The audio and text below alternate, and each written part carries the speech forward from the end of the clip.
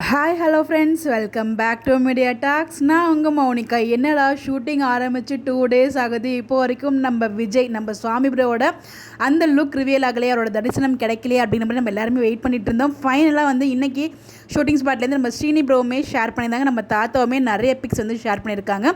So பியர்டோட தாங்க இருக்கார். நம்ம வந்து நினச்ச மாதிரிலாம் வந்து ஃபுல் ஷேவ்லாம் பண்ணிட்டு வரல. நான் சொன்னேன் இல்லையா, லைட்டாக தெரியிற மாதிரியும் இருக்குது, தெரியாத மாதிரியும் இருக்குது, நீங்கள் செக் பண்ணுங்கள் அப்படின்னு சொல்லிட்டு. அதே மாதிரி தான் அது ஃப்ரண்ட் சைடு வந்து முன்னாடி திரும்பிக்கிறதுனால நமக்கு வந்து அந்த கிளாரிட்டியாக கிடைக்கல.